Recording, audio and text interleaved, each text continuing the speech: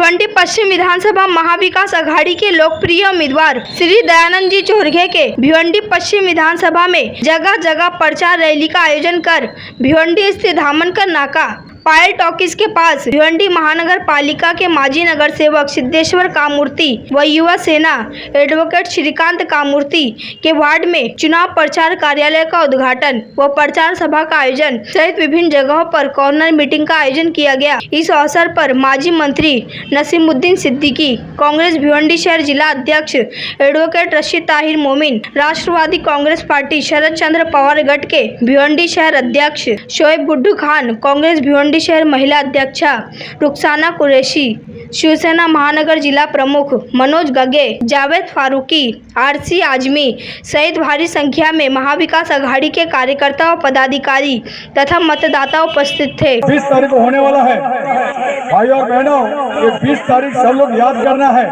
हमारे भिवंडी पश्चिम के उम्मीदवार हमारे दयानंद चोरघे जी कांग्रेस पार्टी महाविकास से खड़े हैं। तो मैं आप सबसे यही विनती करूंगा कि आप कोई का किसी भी अफवाह पे ध्यान न देते हुए, वो बाहर का है वो अंदर का है, ये कोई भी अफवाह अपन दिन में लगे। हमारे पार्टी ने उम्मीदवार दिया है, उस उम्मीदवार के पंजे के सामने बटन दबाकर भारी वोटों से हमको जीता है। पश्चिम विधानसभा के लोकप्रिय उम्मीदवार हमारे दयानंद चोरघे हैं। उनका निशानी हाथ का पंजा है, उनको बहुमतों से आपको चुन के देना है और इस पश्चिम का आमदार बनाना है। धन्यवाद।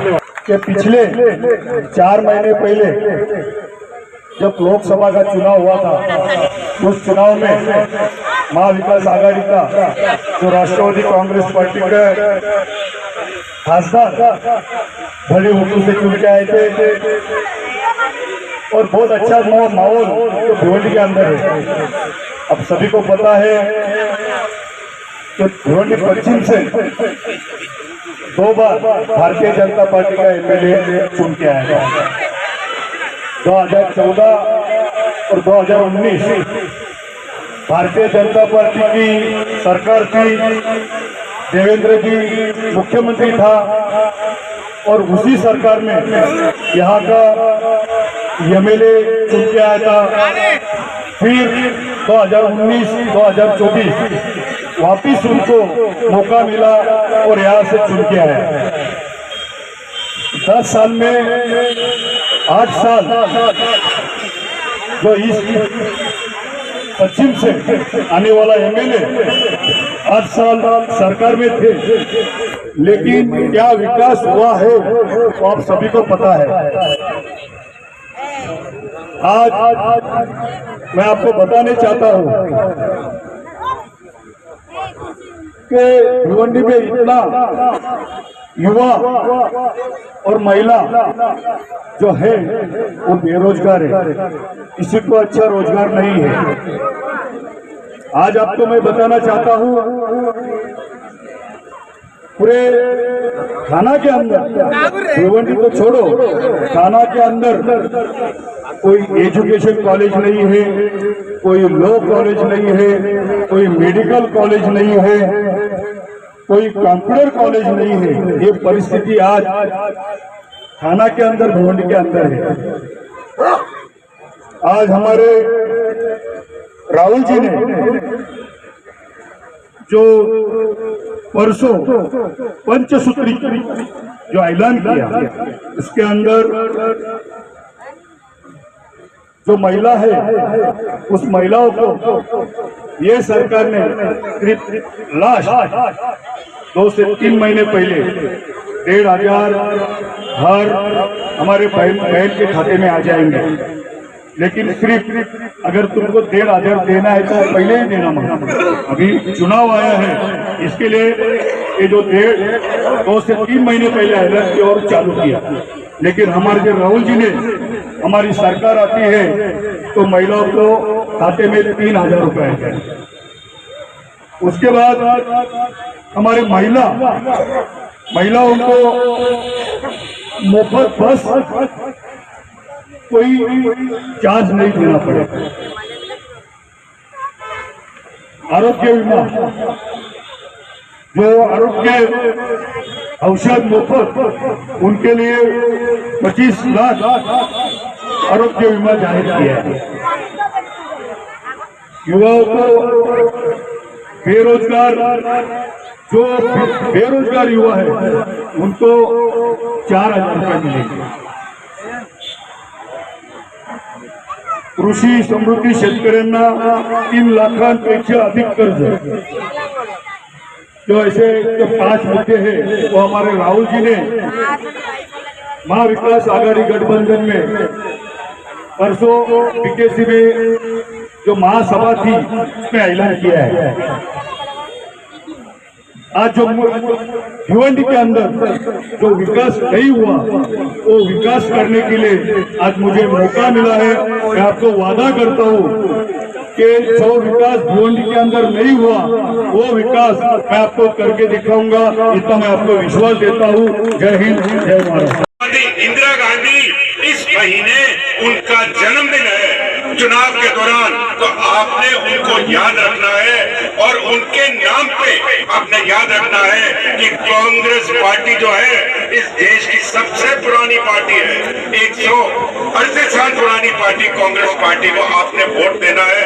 और मैं आपसे अपील करता हूँ, मैं बहुत दूर से आया हूँ और सिर्फ ये अपील करनी है कि आप अपना वोट नहीं बंटने दें।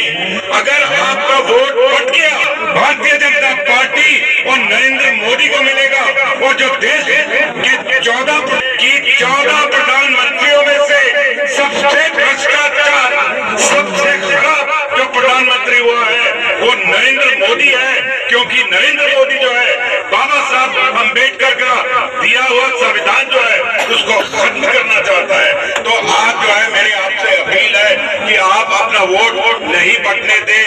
और आपको इतना अच्छा उम्मीदवार मिला है, मुझे पूरा यकीन है कि चौधरी साहब को आप वोट देंगे तो ये जो सड़कें हैं, जो स्कूल हैं, जो दूसरी आपकी समस्या है वो सबका समाधान हो जाएगा। आज कुछ घंटे पहले जब मैं यहाँ उतरा था मैंने कहा अरे भाई मैं तो बंबई के 40-50 शहरों में जा चुका हूँ, ऐसी खराब हालत मैंने नहीं देखी। और ये खराब हालत इसलिए है क्योंकि यहाँ पे भारतीय जनता पार्टी का एमएलए 10 साल से बैठा है। तो आपने उसको उठा के फेंक देना है और चौधरी साहब को आपने अपना वोट देना है। पिछले लोकसभा में कुछ महीने पहले आपने 30 सीटें दी महाविकास आघाड़ी को, 48 में से 30 सीटें दी। और अभी असेंबली में मेरी आपसे अपील है कि 288 सीटें जो है उसमें आप कम से कम 200 सीटें हमारी महाविकास आघाड़ी को आएगी।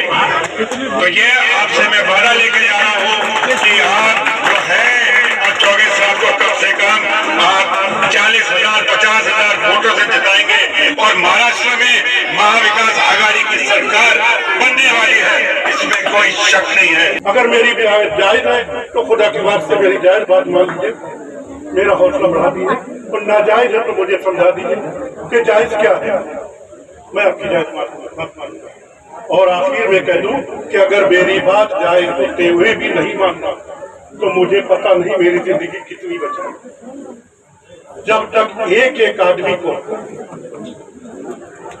ये इंडिया अलायंस गठबंधन में नहीं जोड़ दूंगा, सारी जिंदगी आपका पीछा नहीं छोड़ूंगा, नहीं छोड़ूंगा। अरे कहाँ जाऊं भाई, अपनों से अपनी बात कह रहा हूं, मैं गैरों से नहीं कह सकता। अगर मेरी बात जायज है तो फिर दयानंद जी आपके बीच में चोरगे जी, एक भी वोट घर में नहीं रहना चाहिए। और जो वोट काटना चाहते हैं उनसे कुछ नहीं बोलना है। एक भी वोट इधर उधर डिस्टर्ब नहीं होना चाहिए। इतना वोट डालिए, इतना वोट डालिए कि भाई चोरगे जी जीते, भाजपा की जगह हमारी इंडिया अलायंस की जो सरकार है वो बने। हमारे नेता राहुल गांधी जी मजबूत हो, हमारे नेता एनसीपी के शरद पवार जी मजबूत हो, बाला साहब हमारे जो उद्धव ठाकरे जी हैं वो मजबूत हो। मेरे भाई तभी काम चलेगा। इंशाल्लाह इस बार करके देख लीजिए, दोबारा शिकायत का मौका नहीं होगा। मैं अगली बार आकर के चुनाव के बाद में फिर आपका और इंशाल्लाह कोशिश करूंगा ज्यादातर लोगों को 100-200 रुपए आपके खर्च कराओ। भले ही आपका धंधा खत्म हो रहा है, लेकिन आपकी मैं भी चाहती हूँ जाकर के, मेरी भी एक तमन्ना है, चुनाव के टाइम पे फुर्सत नहीं मिलती है। बहुत बहुत शुक्रिया। खुदा हाफिज।